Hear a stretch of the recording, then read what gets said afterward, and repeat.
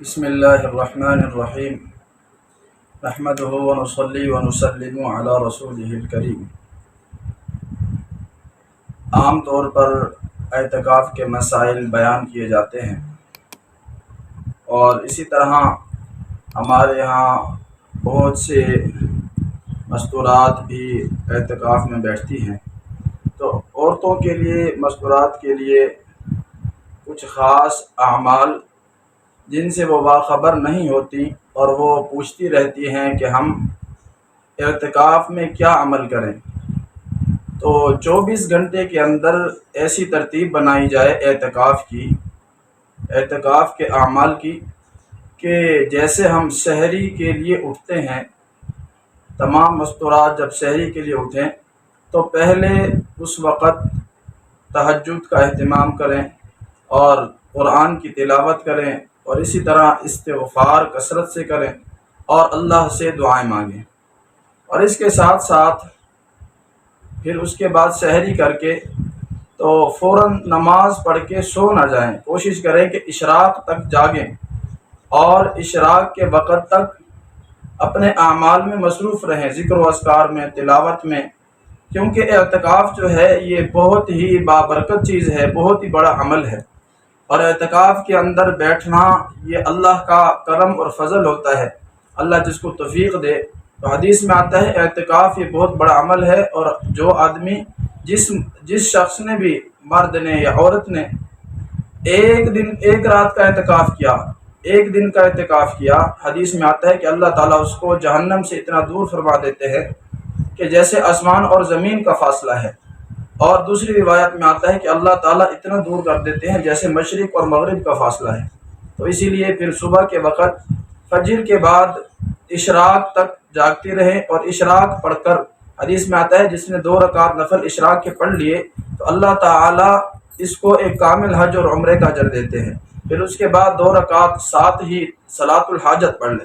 تو جو صلاۃ الحاجت پڑھ لے تو اس کو اللہ تعالیٰ اس کی تمام دن کی حاجتیں پوری کریں گے۔ تو اس کے بعد آرام کر لے، پھر اسی طرح 9 بجے کے بعد یا 8 بجے کے بعد تقریباً 12 بجے سے پہلے چاشت کے نوافل پڑھیں، اور یہ ان کی تعداد کتنی ہے؟ 4 رکعت سے لے کر 12 رکعت، 8 رکعت، جتنے بھی آپ پڑھ سکتے ہیں تو پڑھیں۔ اور حدیث میں اس کی فضیلت آئی ہے کہ اللہ تعالیٰ رزق میں برکت دیتے ہیں جو کہ چاشت کی نماز کا اہتمام کریں، اور اس کے ساتھ پھر باقی ذکر و اذکار، ظہر کی نماز، عصر، اور خاص کر پورا دن ہم کیا عمل کریں؟ زیادہ سے زیادہ ہم استغفار کریں، اور آخری اس عشرے کے اندر حدیثوں میں جو دعا آئی ہے اللہم انا نسألک الجنہ ونعوذ بک من النار، حدیث میں آتا ہے کہ اس آخری عشرے میں اللہ سے جنت کی طلب کرو اور جہنم سے پناہ مانگو، اور اس کے ساتھ پھر جو ہے شام کے وقت میں مغرب کی نماز ہے، مغرب کی نماز کے بعد اوابین کے نفل پڑھیں، صلاۃ الاوابین، 6 رکعت نفل، حدیث میں آتا ہے جس نے یہ پڑھ لیا اس کو اللہ تعالیٰ 12 سال کی عبادت کا ثواب دیتے ہیں، تو اسی لیے اس کا بھی اہتمام کریں، اور اس کے ساتھ صبح شام 3 تسبیحات کو اہتمام سے پڑھیں، ایک تیسرا کلمہ اور ایک درود شریف اور استغفار، ان 3 تسبیحات کو صبح شام 100 مرتبہ پڑھیں، اور اس کے ساتھ آیت کریمہ لا الہ الا انت سبحانک انی کنت من الظالمین، اس آیت کریمہ کو اہتمام سے پڑھیں، اور اسی طرح رات کے وقت میں کوشش کریں، حدیث میں آتا ہے اللہ پاک نے اس آخری عشرے کے اندر جو سب سے زیادہ فضیلت والی چیز بنائی، اس آخری عشرے کو فضیلت والا کیوں بنایا؟ کیونکہ اس آخری عشرے میں لیلۃ القدر کی رات آتی ہے، اور جس کے بارے میں اللہ تعالیٰ کا ارشاد ہے لیلۃ القدر خیر من الف شہر، کہ یہ 1000 مہینوں سے بہتر ہے۔ تو یہ آپ صلی اللہ علیہ وسلم نے اس رات کو پانے کے لیے پورے رمضان کا اعتکاف کیا شروع عرصے میں، پھر جب آپ صلی اللہ علیہ وسلم کو اس بات کا علم ہو گیا کہ یہ آخری عشرے میں ہے تو آپ آخری عشرے کا اعتکاف فرمایا کرتے، اور پھر اس بات کا بھی علم دیا گیا کہ آخری عشرے میں کون سی رات ہے، لیکن وہ تعین اٹھا لی گئی، لیکن اب حدیث میں آتا ہے حضور نے فرمایا کہ آخری عشرے کی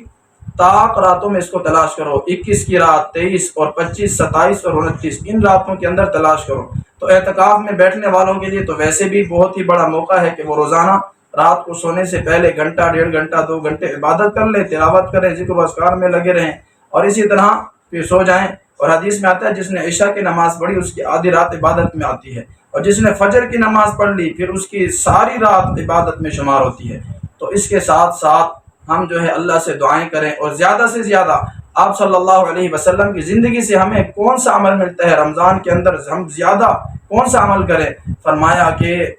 قرآن کی تلاوت۔ آپ صلی اللہ علیہ وسلم رمضان میں تمام